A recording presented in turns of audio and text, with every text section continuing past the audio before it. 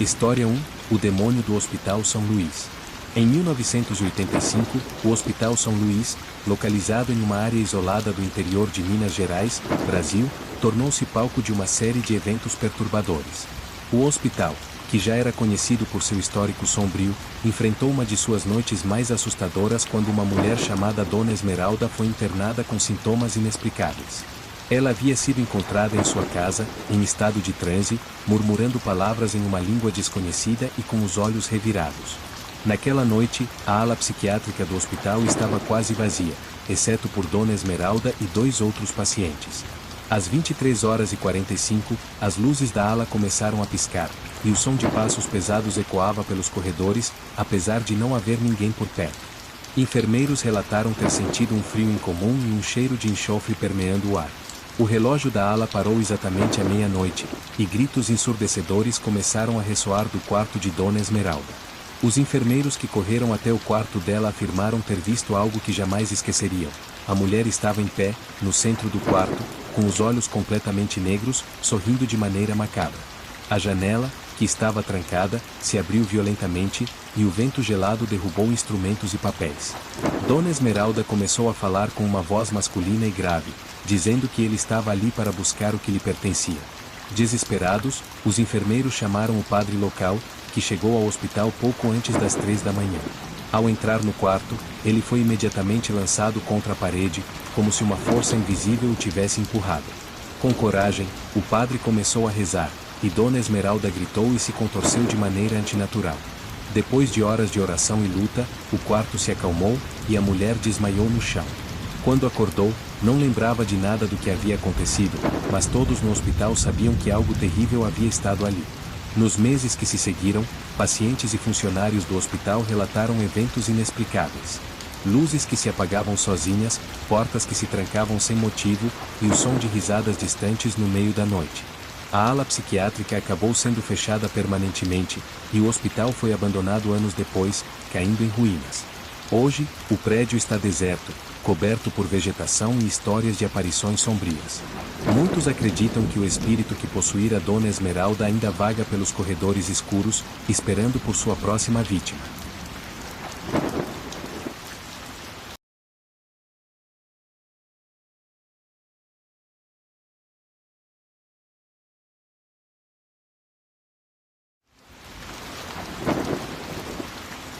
História 2. A Dama de Branco do Cemitério da Recoleta. O Cemitério da Recoleta, em Buenos Aires, Argentina, é conhecido por sua arquitetura impressionante e pelas tumbas de figuras históricas importantes.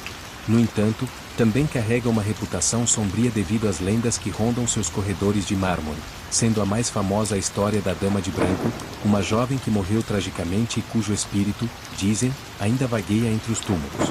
No final do século XIX, Rufina Cambaceres, filha de uma rica família argentina, vivia uma vida luxuosa, frequentando eventos sociais e desfrutando de tudo que a alta sociedade tinha a oferecer. Aos 19 anos, Rufina preparava-se para ir a um baile de gala, quando, de repente, desmaiou em seu quarto. Médicos foram chamados às pressas, mas declararam a jovem morta, acreditando que um ataque cardíaco fulminante havia tirado sua vida. O luto foi imediato, e sua família decidiu enterrá-la no cemitério da Recoleta no dia seguinte. Durante o funeral, a família e os amigos se despediram de Rufina, que foi colocada em um caixão lacrado, conforme a tradição. Porém, na mesma noite, o vigia do cemitério começou a ouvir barulhos estranhos vindos do túmulo da jovem. No início, pensou que fosse apenas sua imaginação, mas, ao se aproximar, ouviu claramente o som de batidas abafadas e arranhões. Assustado, chamou as autoridades que, no dia seguinte, decidiram abrir o caixão de Rufina. A visão que se seguiu foi aterradora. Rufina estava com os olhos abertos, seu rosto estava coberto de arranhões e suas mãos, ensanguentadas, mostravam unhas quebradas. Ela não havia morrido, havia sofrido um episódio de catalepsia, um estado em que o corpo parece estar morto, mas a pessoa está viva, consciente e paralisada. A jovem foi enterrada viva e, desesperada, tentou escapar de seu destino dentro do caixão, sem sucesso.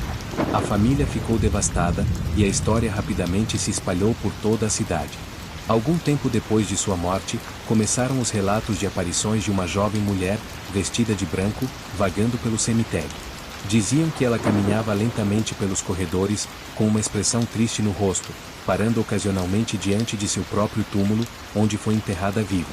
Alguns afirmam que seus passos não fazem som, e que ela parece flutuar sobre as pedras frias do cemitério. Relatos ainda mais assustadores dizem que, em certas noites de neblina, a figura desaparece diante dos olhos de quem ousa encará-la por muito tempo. Os guardas do cemitério, ao longo dos anos, relataram ouvir sussurros ao passarem pela área onde Rufina foi enterrada. Alguns se recusam a fazer a ronda noturna sozinhos, afirmando que a sensação de frio intenso, mesmo em noites quentes, é um sinal de que o espírito da jovem ainda está por perto. Um turista, anos depois, jurou ter tirado uma foto da figura etérea de uma mulher de branco junto ao túmulo de Rufina, mas quando olhou novamente para a imagem, ela havia desaparecido. Até hoje, a tumba de Rufina Cambaceres é um dos locais mais visitados do cemitério da Recoleta, e guias turísticos costumam contar sua história para os visitantes. Alguns dizem que a alma da jovem ainda procura justiça, enquanto outros acreditam que ela apenas deseja ser lembrada. A tumba, adornada com uma estátua de uma jovem prestes a abrir uma porta, simboliza a tentativa de Rufina de escapar de sua prisão mortal.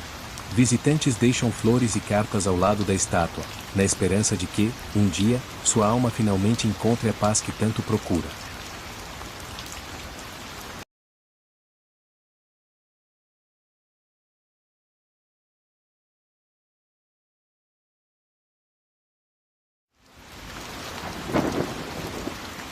História 3. O estranho caso de Anneliese Michel. Anneliese Michel, nascida em 1952, era uma jovem alemã que vivia em uma pequena cidade da Baviera.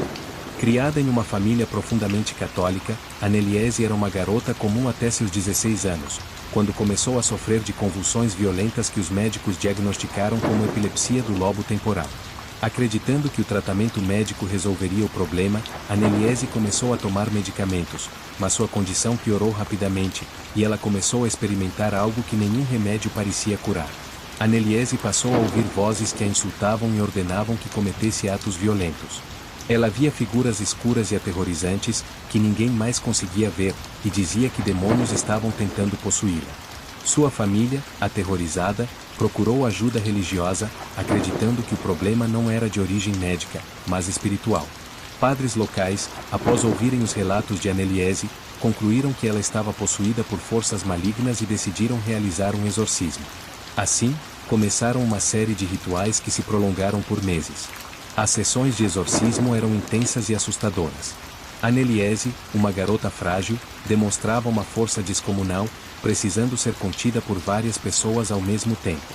Durante os rituais, ela falava línguas desconhecidas, contorcia-se de maneira impossível e gritava com vozes que não pareciam humanas.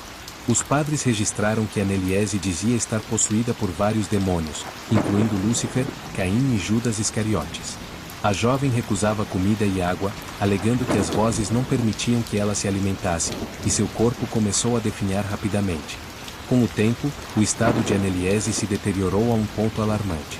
Ela apresentava feridas auto-infligidas, marcas de mordidas e contusões.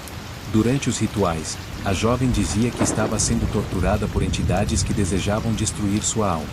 Sua família acreditava que os demônios estavam tentando quebrar sua fé, enquanto os padres, convencidos da possessão, intensificavam os exorcismos. Anneliese passou a ficar em estado de transe por horas, e seu corpo, já debilitado, mal resistia aos intensos rituais. Em 1976, após 67 sessões de exorcismo ao longo de 10 meses, Anneliese Michel morreu de desnutrição e exaustão. Sua morte chocou a comunidade local e rapidamente ganhou atenção internacional. Seus pais e os padres que realizaram os exorcismos foram acusados de negligência e homicídio culposo, alegando que deveriam ter buscado ajuda médica em vez de continuar com os rituais.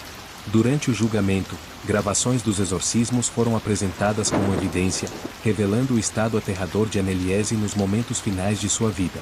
O caso de Anneliese Michel ainda é amplamente debatido.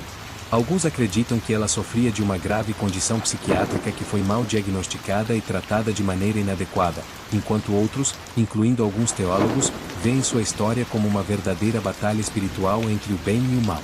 Após sua morte, o túmulo de Anneliese tornou-se um local de peregrinação, com pessoas de todo o mundo visitando, acreditando que ela foi uma mártir que lutou contra forças demoníacas até o último suspiro. Hoje, o nome de Anneliese Michel é sinônimo de um dos casos de possessão demoníaca mais documentados da história. Filmes, livros e documentários foram inspirados em sua vida, e sua história continua a provocar debates acalorados sobre fé, ciência e o desconhecido. Seu túmulo, simples e modesto, é decorado com flores e rosários, enquanto os visitantes rezam por sua alma, esperando que, finalmente, ela tenha encontrado a paz que tanto lhe foi negada em vida.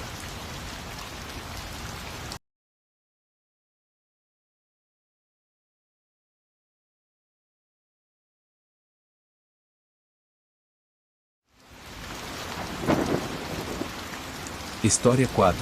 A maldição do navio Mary Celeste. Em 1872, o Mary Celeste, um navio mercante americano, foi encontrado à deriva no meio do Oceano Atlântico, sem tripulação a bordo, mas em perfeitas condições de navegabilidade. A embarcação, que havia partido de Nova York com destino a Gênova, Itália, transportava uma carga de barris de álcool industrial, e toda a tripulação parecia ter desaparecido misteriosamente, deixando para trás um dos maiores enigmas da história marítima. Quando o navio britânico Dei Gratia encontrou o Mary Celeste, ele estava navegando lentamente, suas velas parcialmente içadas e sem sinais de danos evidentes. Ao abordarem o navio, os marinheiros ficaram perplexos, a carga estava intacta e os pertences pessoais dos tripulantes permaneciam nos quartos. O diário de bordo também estava lá, a última entrada datada de 25 de novembro, cerca de 10 dias antes de o navio ser encontrado. Não havia sinais de luta, e até mesmo o alimento sobre a mesa parecia intocado, como se a tripulação tivesse abandonado o navio repentinamente, sem tempo para pegar seus pertences. O capitão Benjamin Briggs, sua esposa, sua filha pequena e toda a tripulação desapareceram sem deixar rastros. A única pista era um pequeno barco salva-vidas que estava ausente, sugerindo que a tripulação pode ter tentado fugir do navio por algum motivo desconhecido. Mas o que teria levado marinheiros experientes, em condições meteorológicas estáveis, a abandonarem um navio seguro no meio do Atlântico? Essa é a questão que intrigou investigadores e especialistas por mais de um século. Nos anos que se seguiram, surgiram inúmeras teorias, algumas mais racionais e outras envolvendo o sobrenatural.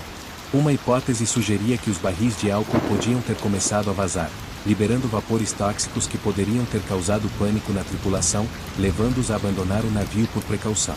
Outra teoria propunha que um fenômeno natural, como uma tromba d'água, teria assustado a tripulação, que fugiu para o barco salva-vidas, mas nunca conseguiu voltar ao navio. No entanto, nenhuma dessas explicações satisfazia a falta de danos ao Mary Celeste e a ausência de sinais de luta.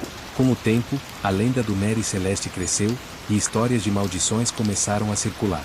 Alguns acreditavam que o navio estava amaldiçoado desde sua construção, quando, segundo rumores, um dos carpinteiros teria morrido de forma violenta durante a finalização do casco. Outros diziam que o capitão Benjamin Briggs, um homem religioso, teria desafiado forças além de sua compreensão, despertando algo que resultou no desaparecimento de todos a bordo. Marinheiros supersticiosos evitavam falar sobre o Mary Celeste, acreditando que seu nome trazia azar aos que navegavam os oceanos.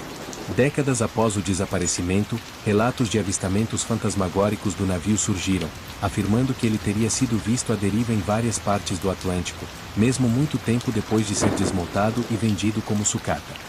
Alguns marinheiros juraram ter visto o Mary Celeste iluminado por uma luz espectral, navegando silenciosamente nas noites de neblina, como se sua tripulação desaparecida ainda estivesse à procura de respostas sobre seu destino. Até hoje, o mistério do Mary Celeste permanece sem solução definitiva, sendo considerado um dos maiores enigmas da história naval. O caso continua a fascinar historiadores, escritores e investigadores paranormais, que especulam sobre o que realmente aconteceu naquela fatídica viagem pelo Atlântico. O Mary Celeste é um lembrete sombrio de que, apesar de todos os avanços tecnológicos, o mar ainda guarda segredos que talvez nunca venham à tona, e de que algumas viagens são destinadas a permanecer envoltas em mistério e silêncio eterno.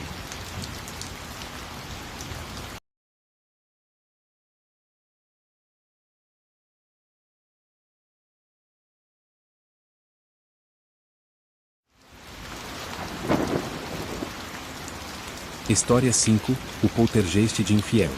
Entre 1977 e 1979, o subúrbio de Enfield, ao norte de Londres, tornou-se o cenário de uma das manifestações paranormais mais famosas do século XX. Uma família comum, composta por uma mãe solteira, Peggy Hodgson, e seus 4 filhos, começou a relatar fenômenos estranhos em sua casa modesta na Green Street. O que começou como leves batidas nas paredes logo se transformou em um caso amplamente documentado de atividade poltergeist, atraindo investigadores paranormais, jornalistas e céticos de todo o mundo. O caso teve início em agosto de 1977, quando a filha mais nova, Janette, de 11 anos, afirmou ter sentido sua cama tremendo durante a noite. Peggy, achando que fosse apenas a imaginação da criança, ignorou o incidente.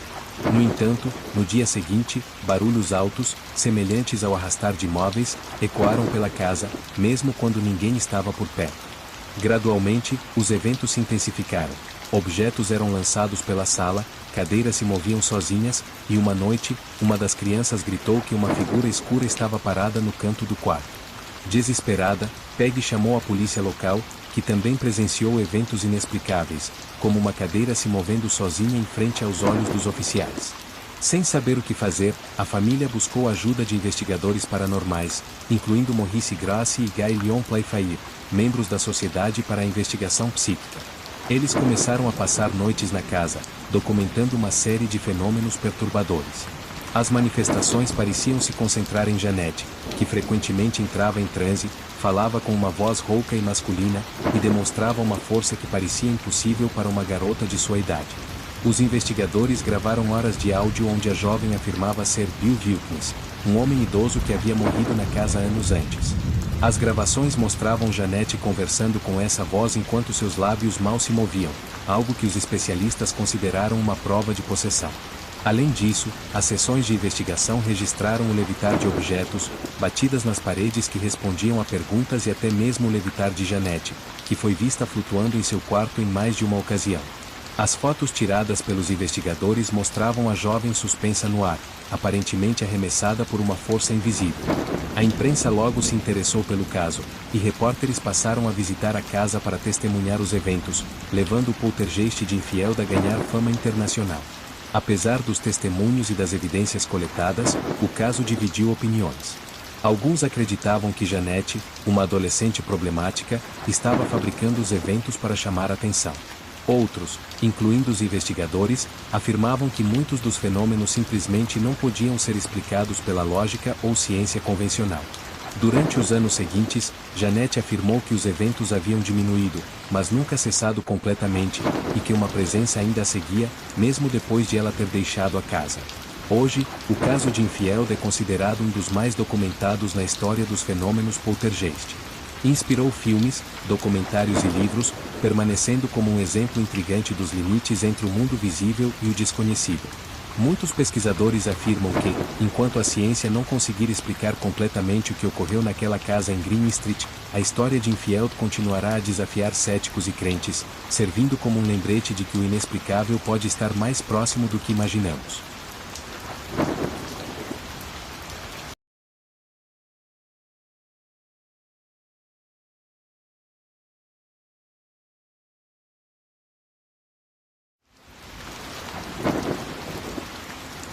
História 6. O Homem Marrom da Torre de Hainion Hall.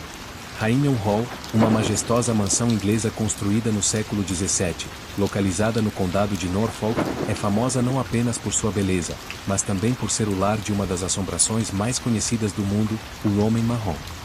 Esta figura fantasmagórica, que supostamente veste um velho traje marrom de nobreza, é um dos casos mais documentados de aparição na Inglaterra, sendo vista por visitantes, empregados e até mesmo pela nobreza britânica ao longo de séculos. A história do Homem Marrom está diretamente ligada à trágica história de Lady Dorothy Walpole, uma bela e inteligente mulher da aristocracia inglesa, que viveu em Hainion Hall durante o início do século XVIII. Lady Dorothy foi casada com Charles Townshend, um homem conhecido por seu temperamento explosivo e ciúmes extremos. Rumores indicavam que Dorothy teria tido um caso amoroso antes de seu casamento, e Charles, ao descobrir a traição, teria mantido sua esposa trancada em um dos quartos da mansão até sua morte. Em 1726, Dorothy morreu misteriosamente, oficialmente devido à varíola, mas muitos acreditam que ela tenha sido assassinada pelo marido ou que tenha sucumbido à solidão e ao desespero. Logo após sua morte, começaram os relatos de uma figura nebulosa, vestida de marrom, que vagava pelos corredores de Rainham Hall. A figura era sempre descrita com um olhar triste e vazio, seus olhos pareciam estar cobertos por uma sombra opaca, e seu semblante transmitia uma dor profunda. O primeiro avistamento registrado do Homem Marrom ocorreu em 1835, quando o coronel Loftus, que visitava a mansão, encontrou a figura no corredor. Ele descreveu ter visto um homem alto, envolto em uma névoa parda, que desapareceu diante de seus olhos. Loftus, intrigado, relatou sua experiência ao anfitrião, mas foi tratado com ceticismo.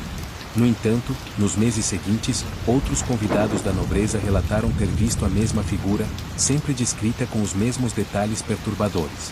Em 1936, a aparição do Homem Marrom se tornou mundialmente famosa quando uma fotografia foi tirada por dois fotógrafos da revista Country Life. Eles estavam na mansão para documentar a arquitetura do local quando, de repente, viram uma figura descendo a grande escadaria. Rapidamente, tiraram uma foto, e, para seu espanto, a imagem revelava uma figura translúcida, descendo os degraus com uma expressão calma e solene. A foto foi publicada, gerando uma onda de especulação e curiosidade sobre a veracidade do fenômeno. Os rumores sobre a identidade do Homem Marrom continuaram, com muitos acreditando que era o espírito de Lady Dorothy, presa em Rainham Hall, incapaz de descansar devido às injustiças que sofreu em vida. Moradores e visitantes afirmavam ouvir sussurros pela casa, sentir mudanças bruscas de temperatura, e ver portas se abrirem e fecharem sozinhas. Empregados da mansão evitavam andar sozinhos pelos corredores durante a noite, alegando que podiam ouvir passos leves e ecos de risadas distantes. Durante uma restauração da mansão na década de 1960, trabalhadores relataram avistamentos do Homem Marrom, especialmente na grande escadaria onde a famosa fotografia havia sido tirada. Um dos operários afirmou que viu a figura parada no topo da escada, olhando fixamente para ele. Quando tentou se aproximar, a figura desapareceu, deixando apenas um cheiro de rosas murchas no ar, um aroma que, dizem, era o perfume favorito de Lady Dorothy. Mesmo nos dias atuais, Rainham Hall continua sendo uma atração turística, recebendo visitantes de todo o mundo, muitos dos quais esperam ter a chance de avistar o infame Homem Marrom. A lenda permanece viva, alimentada por novos relatos de pessoas que afirmam ter visto a figura vagando pelos corredores, especialmente durante tempestades de inverno, quando os trovões parecem ecoar a tristeza que Lady Dorothy levou consigo na morte. Rainham Hall é um lembrete de que o passado, mesmo quando escondido atrás de portas fechadas, tem uma maneira de se manifestar, e que algumas histórias, carregadas de dor e injustiça, podem ecoar pela eternidade. Enquanto o Homem Marrom continuar a ser visto, sua história continuará a ser contada, e Rainham Hall manterá seu título como uma das mansões mais assombradas da Inglaterra.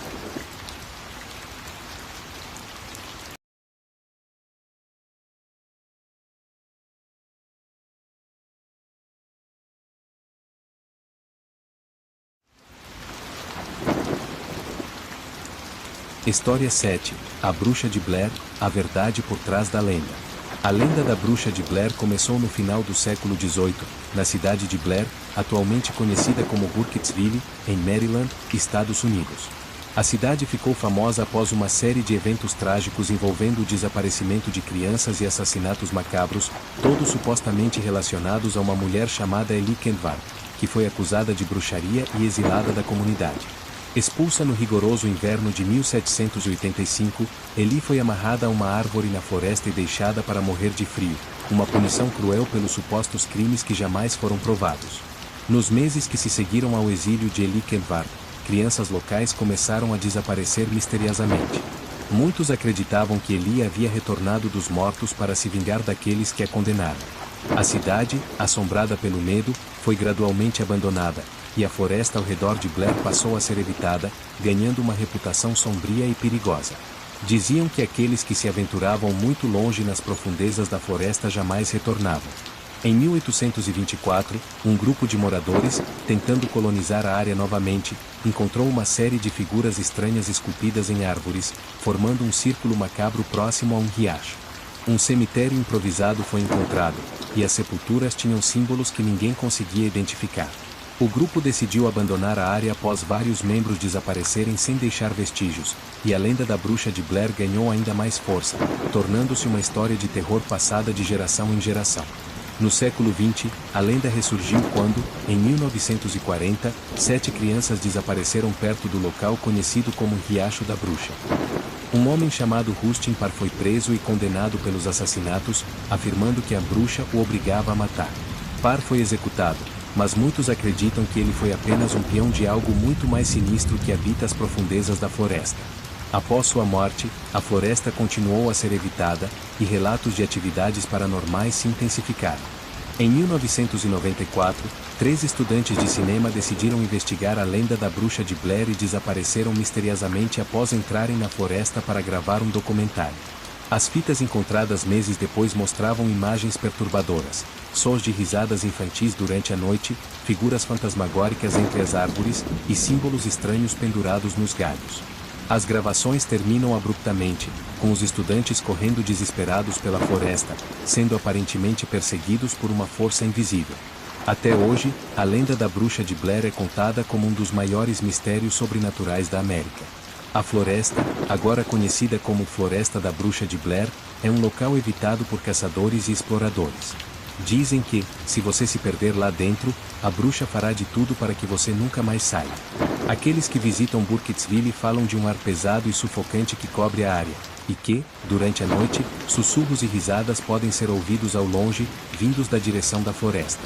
Seja realidade ou superstição, a história da bruxa de Blair é um lembrete de que, às vezes, lendas têm raízes profundas na realidade, e que certas áreas são melhor deixadas intocadas.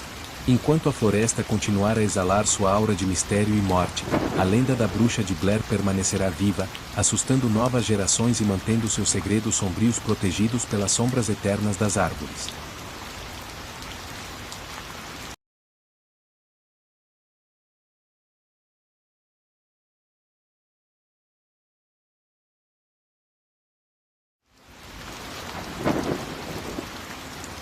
História 8. O Hospital Psiquiátrico de Waverly Hills.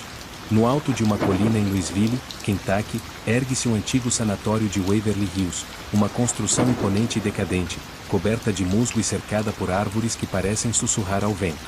Inaugurado em 1910, o hospital tornou-se um dos maiores sanatórios para tratamento de tuberculose nos Estados Unidos. Durante o auge da epidemia, no início do século XX, estima-se que mais de 60 mil pessoas tenham morrido ali, muitas em circunstâncias angustiantes, e o local ficou conhecido por suas práticas médicas experimentais e muitas vezes desumanas. Nos anos 1920 e 1930, quando não havia cura para a tuberculose, tratamentos como pneumotórax, o colapso intencional de um pulmão, e toracoplastia, a remoção de várias costelas para permitir que os pulmões expandissem, eram realizados frequentemente.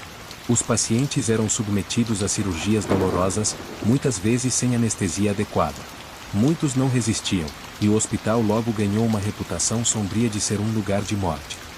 Para evitar que os corpos dos mortos abalassem os pacientes vivos, um túnel foi construído sob o sanatório, conhecido como o Túnel da Morte. Por ele, os corpos eram levados discretamente para caminhões que os transportavam para longe. Com o passar dos anos, as histórias de atividades paranormais começaram a se acumular. Enfermeiros e médicos afirmavam ouvir sussurros pelos corredores vazios, ver sombras espreitando pelas portas dos quartos e sentir mudanças bruscas de temperatura. Um dos relatos mais assustadores era o de uma figura de um homem alto, vestido de branco, que vagava pelo antigo corredor da ala infantil, onde crianças doentes eram tratadas. Dizem que ele emitia um cheiro forte de tabaco e desaparecia no final do corredor, apenas para reaparecer em outro canto do hospital momentos depois. Outro relato famoso envolve o quarto 502, onde 2 enfermeiras tiraram suas próprias vidas em circunstâncias misteriosas. Uma delas, em 1928, teria se enforcado em uma viga, enquanto a outra, em 1932, pulou da janela após afirmar que algo a estava perseguindo. Visitantes que se aventuram no quarto 502 frequentemente relatam sentir uma pressão no peito, como se estivessem sendo observados por uma presença invisível, e ouvirem passos lentos e arrastados no teto, mesmo quando estão sozinhos no prédio. Após a descoberta da penicilina e o declínio da tuberculose, o hospital foi fechado em 1961, mas logo reaberto como um hospital psiquiátrico. As condições, no entanto, eram tão precárias que o hospital foi encerrado definitivamente em 1982. Após seu fechamento, Waverly Hills ficou abandonado, tornando-se um alvo para caçadores de emoções, curiosos e investigadores paranormais. Muitos que passaram a noite lá afirmam ter ouvido vozes que pareciam ecoar pelos corredores, sentir toques gélidos em seus ombros e ver sombras que se movem rapidamente entre as janelas quebradas. Uma das lendas mais perturbadoras é a do menino da bola. Dizem que o espírito de um jovem paciente, que morreu de tuberculose no hospital, ainda brinca pelos corredores. Investigadores frequentemente relataram ouvir o som de uma bola quicando pelo chão de madeira do segundo andar. Uma equipe de filmagem, ao revisar suas gravações, afirmou ter capturado uma figura infantil correndo pelos corredores, desaparecendo através de uma parede. Mesmo com todos os relatos assustadores, Waverly Hills ainda atrai turistas e investigadores paranormais de todo o mundo. Hoje, o sanatório é considerado um dos lugares mais assombrados dos Estados Unidos, com visitas guiadas para aqueles que buscam uma experiência com o inexplicável. Durante a noite, a atmosfera é pesada, e o som do vento que atravessa as janelas quebradas parece trazer consigo os lamentos dos que sofreram ali. Para muitos, o Hospital Psiquiátrico de Waverly Hills é uma prova viva de que as paredes podem reter o sofrimento e as histórias dos que ali pereceram, e que algumas almas nunca encontram o descanso. A silhueta imponente do hospital, à noite, é um lembrete sombrio de que, às vezes, o passado deixa marcas que o tempo não pode apagar.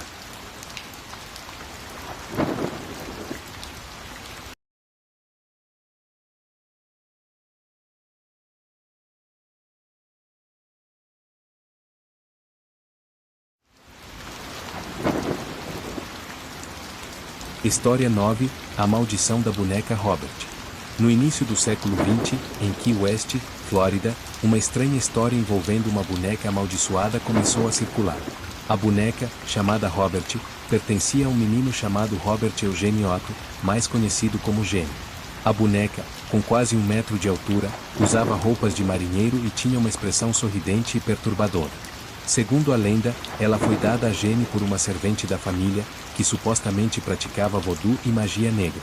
Logo após receber a boneca, eventos inexplicáveis começaram a ocorrer na casa dos Otto. Gene, que inicialmente adorava a boneca, começou a tratar Robert como se ele fosse um ser vivo. Ele falava com a boneca por horas a fio, e, estranhamente, os pais do menino afirmavam ouvir outra voz respondendo, uma voz que não parecia a de Gene. Objetos desapareciam ou eram destruídos, e Gene sempre culpava a boneca, dizendo que Robert fez isso. A situação piorou quando os vizinhos começaram a relatar ver a boneca se movendo de janela em janela, mesmo quando a casa estava vazia. Uma noite, os pais de Gene acordaram com gritos desesperados do filho. Quando chegaram ao quarto, encontraram os móveis revirados, os brinquedos destruídos e Gene encolhido em um canto, apontando para a boneca e gritando que Robert estava tentando matá-lo. Mesmo assim, Gene se recusou a se separar da boneca, mantendo-a consigo durante toda a infância e até a vida adulta. Gene cresceu, tornou-se um artista e eventualmente herdou a casa de seus pais. Ele mantinha a boneca Robert em um quarto especial no sótão, dizendo que ela precisava de seu próprio espaço. Gene passava horas naquele quarto, conversando com a boneca, e sua esposa, Anne, começou a temer a influência que a boneca exercia sobre o marido. Ela afirmava ouvir passos no sótão durante a noite e risadas baixas, mas Gene sempre a tranquilizava, dizendo que era apenas Robert brincando. Após a morte de Gene, a casa foi vendida, e a boneca Robert foi doada ao Museu Martello, onde permanece até hoje. Mesmo no museu, Robert continua a ser o centro de histórias assustadoras. Visitantes relatam ver seus olhos se movendo, mudando de expressão, e alguns dizem ouvir risadas abafadas ao se aproximarem da boneca. Funcionários do museu afirmam que, se você tirar uma foto de Robert sem pedir permissão, poderá ser amaldiçoado. O museu recebe dezenas de cartas todos os anos, de pessoas pedindo desculpas à boneca por não terem respeitado sua presença. Dizem que, após tirar fotos sem permissão, visitantes sofreram acidentes inexplicáveis, perderam seus empregos ou enfrentaram uma série de infortúnios até pedirem perdão.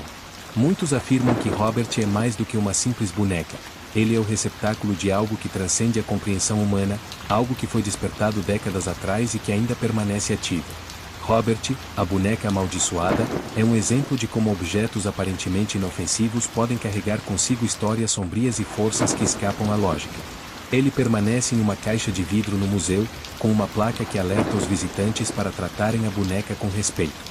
A lenda de Robert continua a crescer, atraindo curiosos e corajosos, todos dispostos a olhar nos olhos de uma das bonecas mais assombradas do mundo, mas poucos têm coragem de desafiá-la.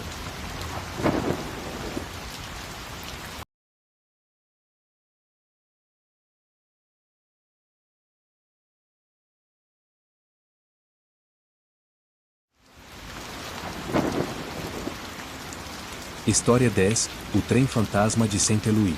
Em 1920, na cidade de Saint-Louis, no estado canadense de Saskatchewan, uma pequena e tranquila vila rural foi abalada por relatos de um fenômeno inexplicável, um trem fantasma que atravessava os trilhos abandonados nos arredores da cidade. Durante décadas, moradores locais afirmaram ver luzes estranhas e ouvir o som de um trem apitando ao longe, embora nenhum trem verdadeiro cruzasse os trilhos há muitos anos. A história se tornou uma lenda urbana local, conhecida como o Trem Fantasma de Saint-Louis. O primeiro avistamento documentado aconteceu no outono de 1920, quando um agricultor, voltando para casa ao anoitecer, viu luzes brilhantes se movendo lentamente ao longo dos trilhos abandonados. Intrigado, ele seguiu a luz até os trilhos, mas não encontrou nada além de escuridão. Nos dias que se seguiram, outros moradores relataram ver uma luz branca intensa pairando sobre os trilhos, que parecia mudar de cor para vermelho e depois desaparecer no ar frio da noite. O mistério só aumentou quando alguns afirmavam ouvir o som de metal rangendo e o apito agudo de um trem, mesmo quando estavam a quilômetros de distância dos trilhos. Os sons eram tão reais que muitos corriam para verificar a chegada de um trem que nunca aparecia. Logo, o fenômeno chamou a atenção de caçadores de fantasmas e curiosos, que se dirigiram à pequena vila na esperança de testemunhar o trem fantasma por si mesmos. A lenda local dizia que, décadas antes, um condutor havia sido decapitado acidentalmente ao tentar consertar um problema nos trilhos em uma noite fria e nevoenta. Acredita-se que a luz branca que muitos viam era a lanterna que ele carregava, em busca de sua cabeça perdida. Alguns visitantes, em noites particularmente escuras, afirmavam ver a silhueta de um homem segurando uma lanterna, andando lentamente pelos trilhos antes de desaparecer nas sombras da floresta que circundava a área. Nos anos 1970, um grupo de investigadores paranormais decidiu estudar o fenômeno de perto. Eles montaram acampamento ao lado dos trilhos abandonados, armados com equipamentos de gravação e câmeras. Na primeira noite, pouco aconteceu além do som ocasional do vento através das árvores. Mas na segunda noite, por volta das 2 da manhã, uma luz forte apareceu ao longe, movendo-se rapidamente em direção ao grupo. O som do apito de um trem soou alto e claro, e os investigadores congelaram de medo ao ver uma forma nebulosa passar por eles, emitindo uma brisa gelada que arrepiou até os ossos.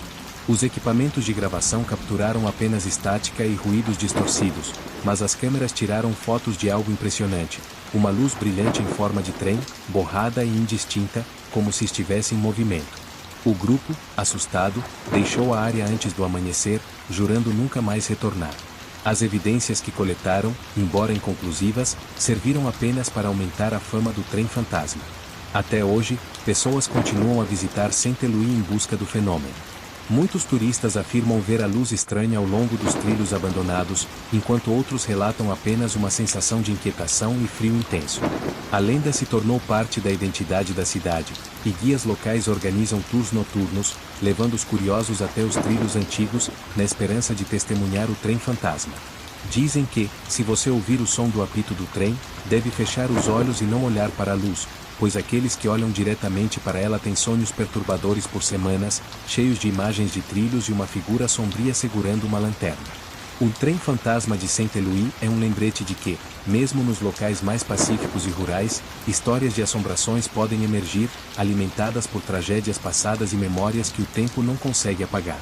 A pergunta que ainda permanece é: o que realmente causa a luz misteriosa e os sons que ecoam pelos trilhos abandonados? Seria uma brincadeira de luzes e sons naturais ou algo mais profundo, um espírito que continua sua busca incessante mesmo além da morte? Se você chegou até aqui, não esqueça de deixar aquele like maroto para fortalecer o canal, se inscrever e ativar o sininho para ficar por dentro de todas as novidades. Até a próxima história.